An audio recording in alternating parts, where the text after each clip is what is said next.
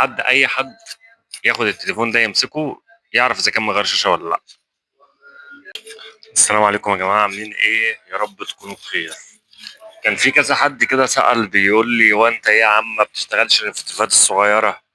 طيب يا عم اهو، شايفين ده التليفون عامل ازاي؟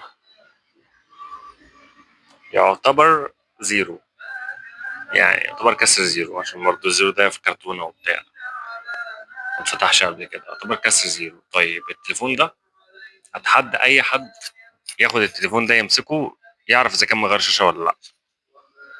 تليفون شاشته الواناته يعتبر الاصليه، يعني انت مش هتعرف تفرق اصلا سواء كاميرات او الوانات او الكلام ده كله. طيب شاشه التليفون ده فين اهي، عشان بس الناس اللي بتشكك وتقول انت ما بتشتغلش في مصر اه يا عم.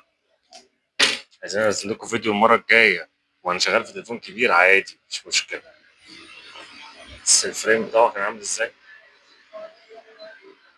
كانش في فريم اصلا اساسا.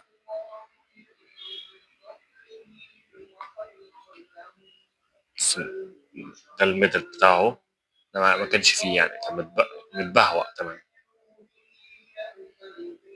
بس الظهر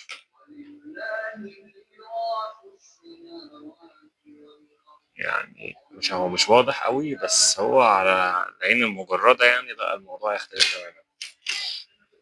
الناس اللي لسه بتقول بقى انت ما بتشتغلش في التليفونات الصغيرة ومش تخصص تليفونات كبيرة ومش عارف ايه. يا باشا بص، من الآخر اللي يشتغل في الصغير يشتغل في الكبير، يشتغل في أي حاجة في الدنيا. هو أنت الفكرة كلها واحدة، هي البوردة واحدة مش هتتغير. هما من 100 سنة لو عملوا تليفون من 100 سنة فهو نفس الفكرة دلوقتي، هي بس مع اختلاف بعض التفاصيل ومع اختلاف بعض الحاجات الإضافية بس مش أكتر.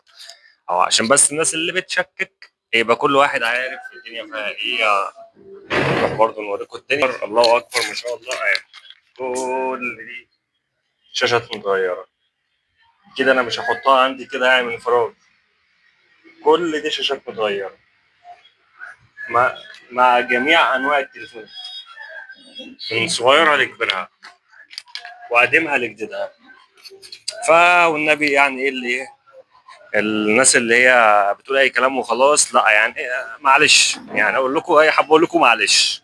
وللعلم يعني التليفون ده للبيع، ده اوبو اف 11 6 رام 64 جيجا. عايز معلم يطلع يعني التليفون ده اتفتح قبل كده اصلا، موجود عندي في المحل ومتوفر، اللي عايزه يتفضل عندي ياخده.